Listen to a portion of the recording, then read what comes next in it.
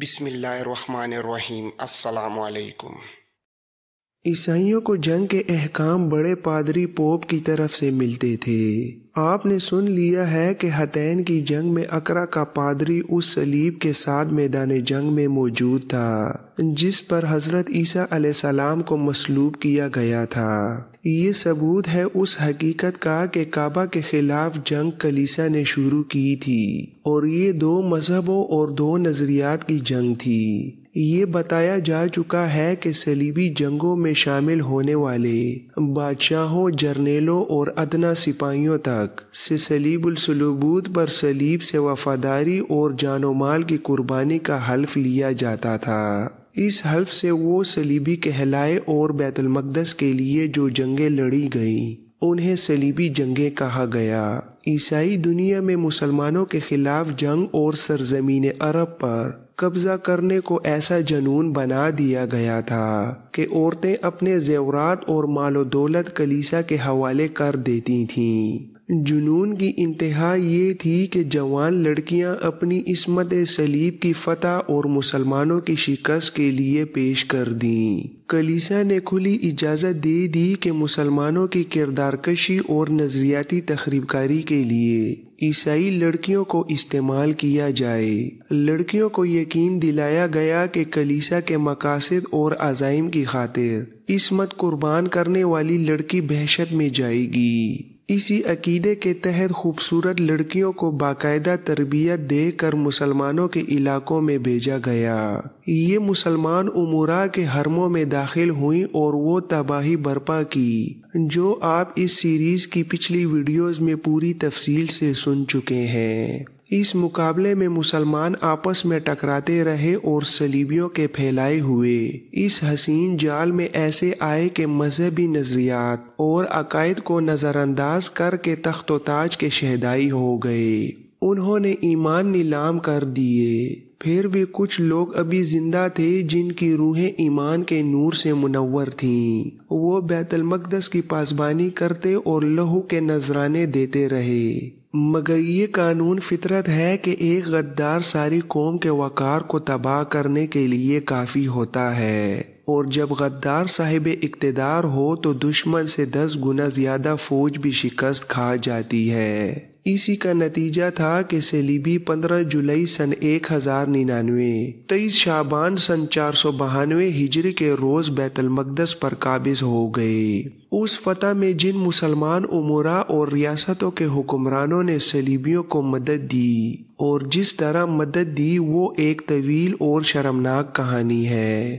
مثال کے طور پر اتنا ہی بتانا کافی ہوگا کہ جب صلیبی فوج بیت المقدس کی طرف بڑھ رہی تھی تو شہزہ کے امیر نے نہ صرف یہ کہ اس فوج کو نہ روکا بلکہ اسے رسد بھی دی اور رہبر بھی دیے۔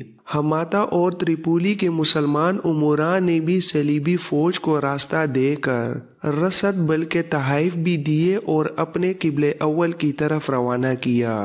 راستے میں کئی ایک مسلمان ریاستیں آتی تھیں۔ انہوں نے اپنی ریاست اور حکومت کے تحفظ کی خاطر صلیبیوں کے دلکش اور حسین تحفے قبول کیے اور ان کے عوض صلیبی فوج کی ضروریات پوری کیں۔ ارکا کا امیر مرد مومن تھا جس کی جنگی طاقت صلیبیوں کے مقابلے میں کچھ بھی نہیں تھی، لیکن اس نے صلیبی فوج کے جرنیلوں کے مطالبے پر بھی انہیں کچھ نہ دیا بلکہ ان کے چیلنج کو قبول کر کے انہیں مقابلے کے لیے للکارا۔ صلیبی فوج نے ارکا کو محاصرے میں لے لیا۔ 14 فروری سے 13 مئی سن 1099 تک ارکا کے مسلمانوں نے ایسی بے جگری سے مقابلہ کیا کہ صلیبی فوج نے بہت سا جانی نقصان اٹھا کر محاصرہ اٹھا لیا اور راستہ بدل کر آگے چلی گئی۔ اگر یہ تمام مسلمان امراء اپنے اپنے علاقے میں بیت المقدس کی طرف بڑھتی ہوئی صلیبی فوج کے سامنے مزاحمت کرتے رہتے تو ان کا اپنا نقصان تو ضرور ہوتا، لیکن صلیبی فوج کا خون قطرہ قطرہ بہہ کر ختم ہو جاتا۔ یہ فوج اپنے پلان سے 2-2.5 سال تاخیر سے بیت المقدس پہنچتی اور اس کے جسم میں خون کا ایک قطرہ نہ ہوتا۔ یہ کہنا غلط نہیں کہ صلیبیوں کو بیت المقدس تک مسلمان امراء نے تازہ دم اور رسد سے مالا مال کر کے پہنچایا۔ اس کی سزا ان مسلمانوں کو ملی جو بیت المقدس میں آباد تھے۔ وہاں مسلمان ظاہرین بھی گئے ہوئے تھے، وہ بھی کچلے گئے۔ 7 جون سن 1099 کے روز صلیبیوں نے اس عظیم اور مقدس شہر کا محاصرہ کیا۔ وہاں حکومت مصر کا گورنر افتخار الدولہ تھا، جس نے محاصرے میں بے مثال شجاعت اور عسکری ذہانت سے مقابلہ کیا۔ شہر کے جیش قلعے سے نکال کر صلیبیوں پر حملے کرائے گئے، مگر صلیبیوں کے پاس ساز و سامان کی افراد تھی اور فوج تو بے شمار تھی۔ 15 جولائی سن 1099 صلیبی فوج شہر میں داخل ہو گئی۔ تمام تر یورپ اور ہر عیسائی ملک میں جشن منائے گئے، مگر بھیانک اور ہولناک جشن وہ تھا جو فاتح صلیبیوں نے بیت المقدس کے اندر منایا۔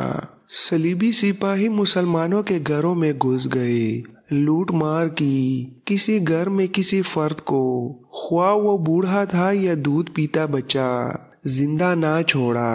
زندہ رہنے دیا تو صرف جوان لڑکیوں کو جو ان کی درندگی کی اذیتوں سے مریں۔ گلیوں میں بھاگتے ہوئے مسلمان بچوں، عورتوں اور مردوں کو وحشیانہ طریقے سے قتل کیا گیا۔ صلیبی ننھے بچوں کو برچھیوں کی انیوں میں اڑیس کر اوپر اٹھاتے اور چیخ چیخ کر کہے لگاتے تھے۔ کھلے عام ابروریزی اور مقتولین کے سر کاٹ کر انہیں ٹھڈے مارنا صلیبیوں کا من پسند کھیل بن گیا تھا۔ مسلمانوں کو ایک ہی پناہ نظر آتی تھی جس کے متعلق انہیں یقین تھا کہ جان کی امان ملے گی اور کسی بھی مذہب کا پیروکار وہاں ان پر زیادتی کرنے کو گناہ سمجھے گا۔ یہ تھی مسجد اقصیٰ۔ مسلمان اپنے بال بچوں کو لے کر مسجد اقصیٰ میں چلے گئے، جنہیں وہاں پاؤں رکھنے کی بھی جگہ نہ ملی۔ وہ باب داؤد اور دوسری مسجدوں میں چلے گئے۔ خود عیسائی مورخین لکھتے ہیں کہ ان پناہ گزین مسلمانوں کی تعداد 70,000 کے لگ بھگ تھی۔ صلیبی جو مسجد اقصیٰ کو اپنی عبادت گاہ کہتے تھے، اس کے احترام کا ذرا بر خیال نہ کیا۔ وہ پناہ گزینوں پر ٹوٹ پڑے اور کسی ایک کو بھی زندہ نہ چھوڑا۔ مسجد اقصیٰ، باب داؤد اور تمام مسجدیں لاشوں سے اٹ گئیں اور خون باہر بہنے لگا۔ مورخین نے ان الفاظ میں یہ کیفیت بیان کی ہے: صلیبیوں کے گھوڑوں کے پاؤں ٹخنوں تک مسلمان شہریوں کے خون میں ڈوب گئے تھے۔ لڑکیوں کو مسجدوں اور مسلمانوں کے دیگر مقدس مقامات میں لے جا کر بے آبرو کیا جاتا تھا۔ سب سے زیادہ بد نصیب یہ لڑکیاں تھیں اور ان کے جنگی قیدی۔ جنگی قیدیوں کو مویشی بنا لیا گیا تھا۔ انہیں کھانے کو کم دیا جاتا اور مشقت زیادہ لی جاتی۔ جن کاموں میں پہلے گھوڑے اور اونٹ استعمال ہوتے تھے، ان میں اب جنگی قیدی استعمال ہونے لگے۔ ان کے ہاتھوں مسجدیں مسمار کرائی گئیں۔ جنہوں نے انکار کیا انہیں بے دردی سے قتل کیا گیا۔ کسی وحشی صلیبی نے ایک جنگی قیدی کو قتل کر کے اس کے جسم کا گوشت کاٹا اور پکا کر کھا گیا۔ اس نے اپنے ساتھیوں سے کہا کہ گوشت لذیذ ہے۔ اس کے بعد صلیبیوں نے انسان خوری بلکہ مسلمان خوری شروع کر دی۔ جب کبھی کوئی جشن یا تقریب مناتے، 1-2 تندرست اور توانا مسلمان کو قتل کر کے ان کا گوشت کھاتے تھے۔ اس کی تردید عیسائی مورخین نے کی ہے، لیکن انسان خوری کے واقعات خود یورپی مورخوں نے ہی اپنی تحریروں میں بیان کیے ہیں۔ مسجدوں کو حرام خوری کے لیے استعمال کرنے کے علاوہ صلیبیوں نے ان میں گھوڑے باندھے۔ مسجد اقصیٰ میں مختلف مسلمان سلاطین اور دیگر دولت مند زائرین نے سونے اور چاندی کے فانوس اور قندیلیں لگوائی تھیں۔ تحفے کے طور پر سونے اور چاندی کی کئی ایک اشیاء رکھی تھیں۔ صلیبیوں نے یہ تمام فانوس، قندیلیں اور بیش قیمت اشیاء اٹھا لیں اور مسجد کے منڈیر پر صلیب نصب کر دی۔ सुल्तान सलाहुद्दीन अयूबी को बैत अल-मक़दस की बेहुरमती और वहाँ के मुसलमानों पर वहशियाना मज़ालिम की ये रुदाद उसके वालिद नजमुद्दीन अयूबी ने बचपन से सुनानी शुरू कर दी थी। नजमुद्दीन अयूबी को ये रुदाद उसके बाप सुल्तान अयूबी के दादा ने सुनाई थी। ये रुदाद सुल्तान अयूबी के खून में शामिल हो गई थी। उसने कसम खाई थी कि वो बैत अल-मक़दस को आज़ाद कराएगा। अब जब कि वो इस मुकद्दस शहर को फतह करने निकला था तो उसके दो बेटे अल-मलिकुल अफजल और अल-मलिकुल ज़ाहिर जवान थे और उसकी फौज में थे। बैत अल-मक़दस के मुतालिक जो बातें उसे अपने बाप ने सुनाई थीं वो उसने अपने बेटों को यूं सुना दी थीं जैसे एक कीमती विरसा उनके हवाले किया हो। बेमकसद जीने से कबल अज़ वक्त मर जाना बेहतर है। उसने अपने बेटों की जंगी तरबियत मुकम्मल करके उन्हें अपनी फौज में शामिल करते वक्त कहा था, ये अल्फाज तुम्हारे दादा मरहूम के हैं जो उन्होंने मुझे उस वक्त कहे थे जब मैं चचा शेरकू के साथ सलीबियों के खिलाफ पहली जंग लड़ने के लिए चला था। उन्होंने कहा था, मुझे नजर आ रहा है कि तुम किसी जगह के हुक्मरान बनोगे और ये भी मुमकिन है कि तुम सुल्तान बन जाओ। याद रखो मेरे बेटे, तुम आज से मेरे बेटे नहीं कौम के बेटे हो। कुरान का हुक्म है कि माँ बाप की खिदमत करो। अब तुम्हारे माँ बाप कौम और सल्तनत है। औलाद को माँ बाप पर हुक्म चलाने और उनका दिल दुखाने से अल्लाह ने मना किया है। ख्याल रखना और कौम का दिल ना दुखाना। देखना कि तुम पर कौम के क्या क्या हुकूक हैं वो अदा करना। और मेरे अजीज बेटो, तुम्हारे दादा ने कहा था कि जो लोग कौम की आन पर अल्लाह की राह में शहीद हुए हैं उन्हें ना भूलना। जो कौम अपने शहीदों को भूल जाती है उस कौम को अल्लाह भूल जाता है।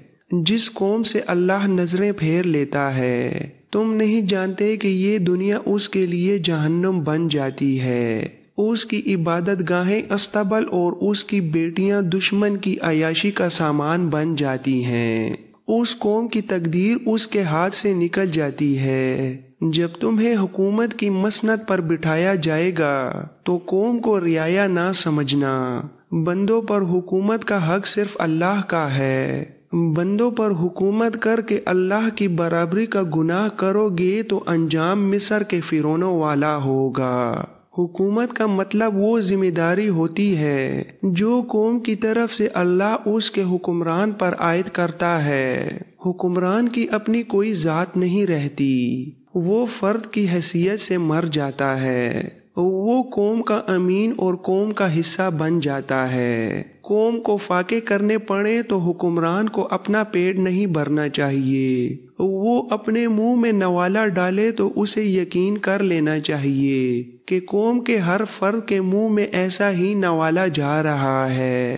वो जब घोड़े पर सवार हो तो देखे कि उसकी गर्दन मस्जिद के मीनार की तरह अकड़ कर सीधी तो नहीं हो गई। और मेरे अजीज बेटो, तुम्हारे दादा ने कहा था कि गर्दन उस रोज ऊंची करना जिस रोज मस्जिद अक्सा को कुफ्फार से आजाद करा लोगे। इत्मीनान की नींद उस रात सोना जिस रात मस्जिद अक्सा में फतह के नफल पढ़ लोगे। और उस मस्जिद की दहलीज जहां से हमारे रसूलुल्लाह सल्लल्लाहु अलैहि वसल्लम मेराज के लिए अल्लाह के हुजूर गए थे, अपने आंसुओं से दोगे। और मेरे बेटो, वो बच्चे जो बैत अल-मक़दस की गलियों और मस्जिदों में कत्ल हुए थे और कौम की वो दो बेटियां जो वहां बेआबरू हुई थीं, मुझे रातों को सोने नहीं देती। जिस मस्जिद में मेरे अल्लाह के रसूल सल्लल्लाहु अलैहि वसल्लम के मुबारक कदम गए और जिस मस्जिद में रसूलुल्लाह सल्लल्लाहु अलैहि वसल्लम की मुबारक जबीन ने सजदे किए थे, उस मस्जिद की ईंटें रात भर मेरे ऊपर गिरती रहती हैं और मैं बदक जाता हूँ। कभी विर से कर्राती हुई ऐसी सदाएं सुनाई देती हैं जैसे मस्जिद अक्सा में कत्ल होने वाले बच्चे अजाने दे रहे हो। वो तुम्हें पुकार रहे हैं मेरे बेटो, वो मुझे पुकार रहे हैं اور تمہارے دادا نے بڑھاپے سے کانپتے ہوئے ہاتھ مجھے دکھا کر کہا تھا کہ میں نے اپنی جوانی تمہیں دے دی ہے، جو کام میں نہیں کر سکا وہ تم کرو، بیت المقدس جاؤ اور یہی تمہارے جینے کا مقصد ہو۔ سلطنت کی مسند پر بیٹھ کر اپنے دشمن کو اس لیے نظر انداز کیے رکھو گے کہ اطمینان سے قوم پر حکومت کر سکو، تو اس مسند کی عمر طویل نہیں ہوگی، شہیدوں کی روحیں تمہاری مسند کو الٹا دیں گی۔ جینے کا مقصد وہ رکھو جو اللہ کو عزیز ہو اور جس میں قرآن کریم کا حکم شامل ہو۔ میرے عزیز بیٹوں، آج میں اپنے باپ کا ورثہ تمہارے سپرد کرتا ہوں۔ آج سے تم میرے نہیں سلطنت اسلامیہ کے بیٹے ہو۔ میں نے تمہاری ماں سے کہہ دیا ہے کہ بھول جا تیری کوکھ نے کوئی بیٹے جنے تھے، اگر انہیں بھول نہ سکی تو ان کی زندگی کی دعا نہ کرنا، میں انہیں وہاں ذبح کرانے لے جا رہا ہوں جہاں ابراہیم علیہ السلام نے اپنے بیٹے کو اللہ کی راہ پر قربان کرنے کے لیے اس کی گردن پر چھری رکھی تھی کہ تو نے جو دودھ ان بچوں کو پلایا ہے یہ نور سے منور خون بن کر مسجد اقصی کا فرش دھو ڈالے، اور اللہ کرے گا ایسا ہی ہوگا۔ عہد کرو میرے بیٹوں، میں زندہ نہ رہا تو بیت المقدس کو تم آزاد کراؤ گے۔ اس نے دونوں بیٹوں کو 1099 کی خونچکاں داستان سنائی، اور جب اس نے بیٹوں کو جانے کی اجازت دی تو انہوں نے سلطان ایوبی کو اس طرح سلام نہ کیا جس طرح بیٹے اپنے باپ کو کیا کرتے ہیں۔ وہ اٹھے اور الفضل جو بڑا تھا بولا، سلطان عالی مقام، صرف شہید ہونا کوئی کارنامہ نہیں، ہم شہادت سے پہلے بیت المقدس کی گلیوں میں دشمنوں کا اتنا خون بہائیں گے کہ آپ کے گھوڑوں کے پاؤں پھسلیں گے، اور ہم دیکھیں گے کہ آپ مسجد اقصی سے صلیب اپنے ہاتھوں اتار کر صلیبیوں کے غلیظ خون میں پھینک رہے ہیں۔ سلطان ایوبی نے کہا، مگر یہ خون نہتے شہریوں کا نہیں ہوگا الفضل۔ الفضل نے کہا، یہ خون ذرا پوش صلیبیوں کا ہوگا، یہ خون اس لوہے سے ٹپکے گا جس سے صلیبیوں نے اپنے جسم ڈھانپ رکھے ہیں۔ ایمان کی تلوار باطل کے فولاد کو کاٹنے کی طاقت رکھتی ہے۔ سلطان ایوبی نے کہا، اللہ تمہاری زبان مبارک کرے۔ بیٹوں نے فوجی انداز سے باپ کو سلام کیا اور باہر نکل گئے۔ اب سلطان ایوبی بیت المقدس سے 40 میل دور بحیر روم کے کنارے اسکلان میں اس چیتے کی طرح بیٹھا تھا جو اپنے شکار پر جپٹنے کے لیے تیار ہو۔ جذباتی طور پر وہ فوراً بیت المقدس کی طرف پیش قدمی کرنے کو تیار تھا، لیکن وہ جنگ کے حقائق کو دیکھ رہا تھا۔ یہ 40 میل کا فاصلہ تو جیسے آتش فشاں چٹانوں سے بھرا پڑا تھا۔ بیت المقدس کا دفاع ہی ایسا تھا، صرف شہر کے ارد گرد ہی دیوار نہیں تھی، بلکہ اس شہر کے ارد گرد دور دور تک کے علاقے میں چھوٹی چھوٹی قلعہ بندیاں اور صلیبی فوج کی چوکیاں آؤٹ پوسٹیں تھیں۔ گشتی پہرے کا انتظام بھی تھا۔ گھڑ سوار پارٹیاں ان راستوں پر گھومتی پھرتی رہتی تھیں جن سے بیت المقدس تک پہنچا جا سکتا تھا۔ اب یہ دفاعی انتظامات پہلے سے زیادہ سخت کر دیے گئے تھے۔ بیت المقدس کے اندر جو فوج تھی اس کے جرنیلوں کو سلطان ایوبی کی ہر ایک نقل و حرکت کا علم تھا، مگر ان میں اب اتنی ہمت نہیں رہی تھی کہ سلطان ایوبی کو اسکلان میں روک لیتے یا اس پر جوابی حملہ کرتے۔ حتین تک سلطان ایوبی نے ان کی عسکری قوت کا بہت زیادہ خون نکال لیا تھا۔ بیت المقدس کا حکمران گائی آف لوزینان تھا جو حتین میں جنگی قیدی ہو گیا اور اب دمشق کے قید خانے میں تھا۔ وہ جو فوج اپنے ساتھ لے گیا تھا اس کا کچھ حصہ مارا گیا، کچھ جنگی قیدی ہوا اور باقی فوج ایسی بھاگی کہ اب اس کے افسر، سپاہی اور زراپوش نائٹ زخمی یا خوفزدگی کی حالت میں بیت المقدس میں آ رہے تھے۔ نائٹوں کے مورال میں کچھ جان تھی کیونکہ انہیں اپنے رتبے اور اعزاز کا پاس تھا۔ دیگر فوج نے شہر میں جا کر دہشت پھیلا دی۔ جرنیلوں نے نائٹوں کو اثرنو منظم کر لیا۔ اس طرح بیت المقدس کے اندر کی تعداد 60,000 ہو گئی تھی۔ چونکہ یہ تمام آبادی کو معلوم ہو گیا تھا کہ سلطان ایوبی شہر پر شہر فتح کرتا آ رہا ہے، اس لیے شہری بھی لڑنے مرنے کے لیے تیار ہو گئے۔ شہر کے دفاع کو اور زیادہ مستحکم کر لیا گیا۔ شہر کے 1-2 دروازوں کو دن کے دوران کھلا رکھنا پڑتا تھا، کیونکہ میدان جنگ سے بھاگے ہوئے صلیبی اکیلے اکیلے اور 2-2 4-4 کی ٹولیوں میں آتے رہتے تھے۔ سلطان ایوبی کے جاسوس پہلے ہی شہر میں موجود تھے۔ اب بھاگے ہوئے صلیبیوں کے بیس میں چند اور جاسوس اندر چلے گئے اور شہر کے دفاعی انتظامات اور دیوار کو اچھی طرح دیکھ کر نکل بھی آئے۔ مسلمان پر پابندیاں پہلے سے زیادہ سخت کر دی گئیں۔ بیت المقدس سے 10-12 میل اسکلان کی طرف صلیبیوں کی ایک چوکی تھی جس میں 100 کے قریب صلیبی فوجی رہتے تھے۔ انہوں نے خیمے نصب کر رکھے تھے۔ ستمبر سن 1187 کی ایک رات ان کی چوکی کے قریب ایک دھماکہ سا ہوا، پھر 2-3 اور ایسے ہی دھماکے ہوئے۔ ان کے فوراً بعد شعلے اٹھے اور 3-4 خیمے جلنے لگے۔ سپاہی جاگ کر ادھر ادھر بھاگے۔ جوں ہی فوجیوں میں ہلچل مچی، ان پر ہر طرف سے تیر آنے لگے۔ جلتے خیموں کی روشنی میں وہ نظر آ رہے تھے۔ یہ آتش گیر سیال کی ہانڈیاں تھیں جو سلطان ایوبی کے ایک چھاپا مار جیش نے چھوٹی منجنیق سے پھینکی تھیں۔ یہ چوکی میں گر کر ٹوٹی تو جہاں یہ گری تھیں وہاں جلتے ہوئے فلیتوں والے تیر چلائے گئے۔ آتش گیر سیال جل اٹھا۔ صلیبی ادھر ادھر بھاگے تو انہیں پتا چلا کہ وہ گھیرے میں آئے ہوئے ہیں اور زندہ نکل نہیں سکیں گے۔ چھاپا ماروں نے للکارنا شروع کر دیا، زندہ رہنا چاہتے ہو تو ہتھیار ڈال کر ایک طرف کھڑے ہو جاؤ۔ شعلوں کی دہشت اور تباہ کاری تو اپنی جگہ تھی۔